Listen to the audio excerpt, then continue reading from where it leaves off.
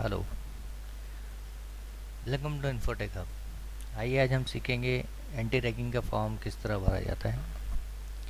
सबसे पहले आपको गूगल ओपन करना है। गूगल के अंदर में आप जो है एंटी रैगिंग लिखेंगे और इस तरीके से यहाँ पे जाके क्लिक करेंगे। जब आप क्लिक करते हैं, क्लिक करने के बाद आपको करना ये है कि कुछ देर रुकना है जब तक कि फॉर्म स्टार्ट ना हो जाए। जब आपका फॉर्म स्टार्ट हो जाए उसके बाद आपको सारी इन्फॉर्मेशन फिल करनी है।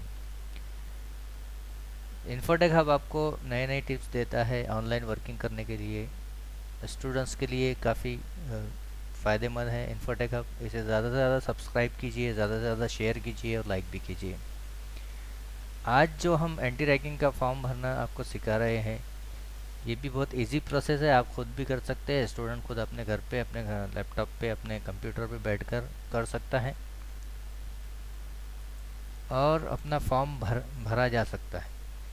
जब आपने इस पर क्लिक किया तो इस तरीके से एक वेबसाइट ओपन हो जाएगी। उस वेबसाइट पे आपको जाना है।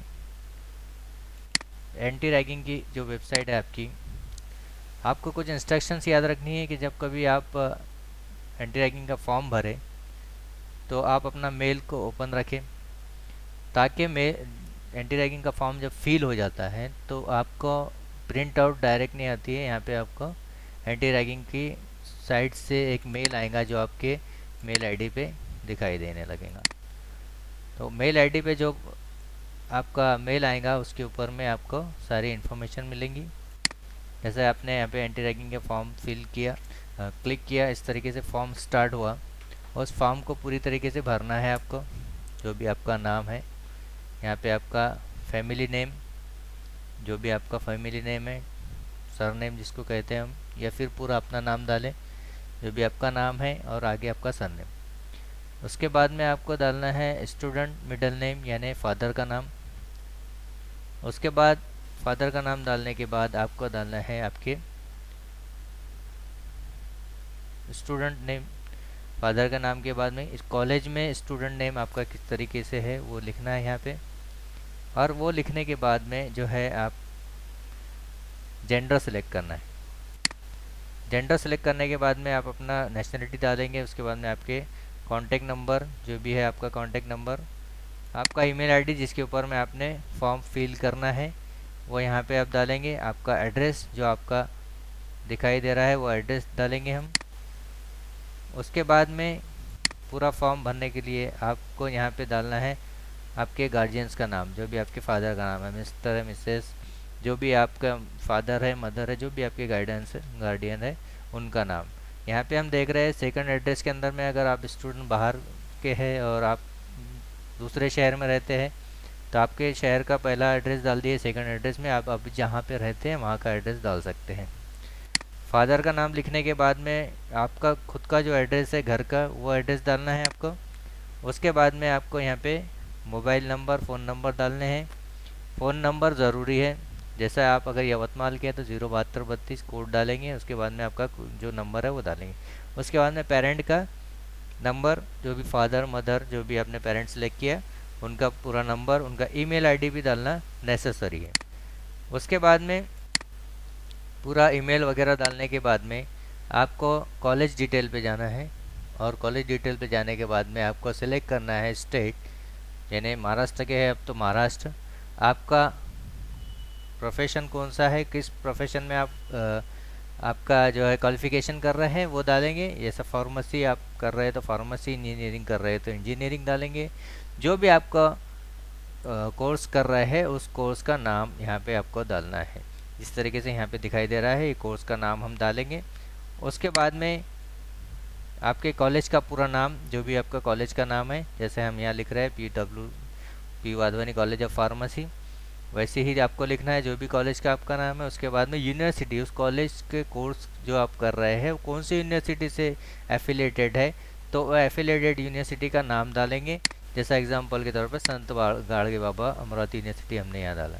उसके बाद में आपका जो प्रिंसिपल है वो उनका घर का नाम, जो भी हमको घर में पूरा जो नाम है उनका, जैसा कि यहाँ पे पूरा नाम डालेंगे जो भी आपके प्रिंसिपल है उनका पूरा नाम। उसके बाद में वो अगर पीएचडी है तो डॉक्टर लिखेंगे, अगर पीएचडी नहीं है तो आप वहाँ पे सिलेक्ट कर सकते हैं प्रोफेसर ये। उसके बाद में और जो जो ऑप्शन है वो ऑप्शन आपके हिसाब से आपको लेना है। उसके बाद में उनका जेंडर प्रेस करना है, जो भी है उनका जेंडर है। कॉलेज का फर्स्ट नंबर डालना है यानी लैंडलाइन नंबर। लैंडलाइन नंबर डालने के लिए आपको ज़रूरी है कि ज़ीरो ना लगाए।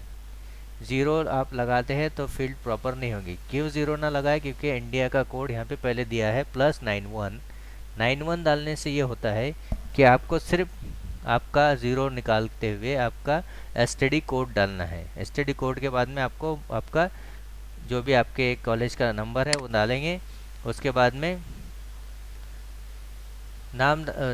नंबर डालने के बाद में आपका नियरेस्ट पुलिस स्टेशन कहाँ का है। जैसा आप यवतमाल में पढ़ रहे हैं तो यवतमाल पुलिस स्टेशन, यवतमाल ग्रामीण police station, Yavatmal Wadgaon road police station, ऐसा जो भी आप डालना है वो डाल सकते हैं।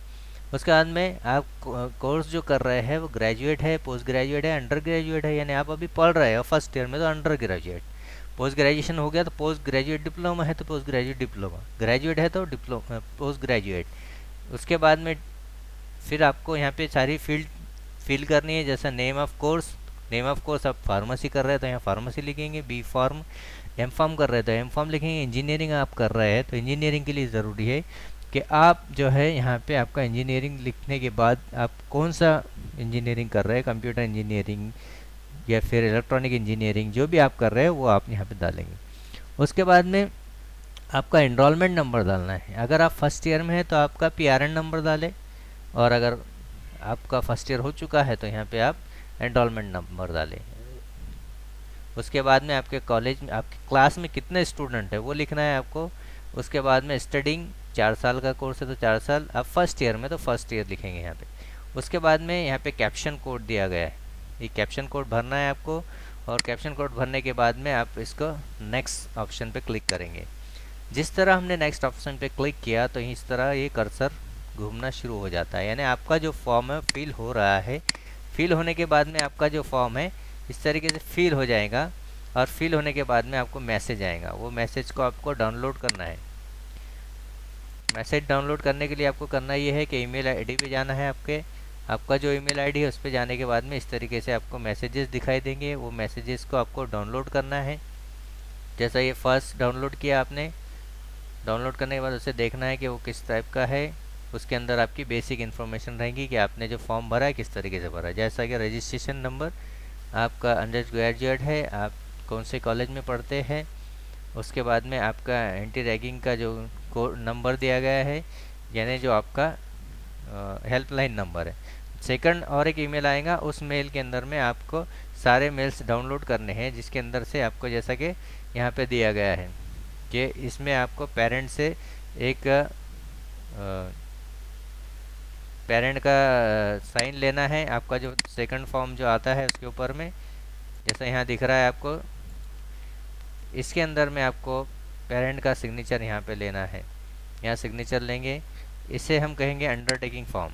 ये अंडरटेकिंग फॉर्म भरने के बाद में आपको करना ये है कि और बहुत सारे प्रिंट्स यहाँ पे आएंगे आपको 3-4। तो उसमें आपको ये फर्स्ट पेज, उसके बाद में जो आपका फर्स्ट जनरेट हुआ जो ईमेल पे पेज है वो, फॉर्म फिलअप होने के बाद जो दूसरा पेज आएगा वो, फॉर्म फिलअप होने के बाद ये जो 4 प्रिंट आएंगे, इसमें से आपके अंडरटेकिंग फॉर्म जो फादर का हो यानी आपके जो गार्डियन है उनका, अंडरटेकिंग फॉर्म जो स्टूडेंट का है, जो भी स्टूडेंट है उसका अंडरटेकिंग एप्लीकेशन, यहाँ पे आपका एप्लीकेशन। उसके बाद में समरी, ये समरी लगाए नहीं लगाए तो भी चलेगा।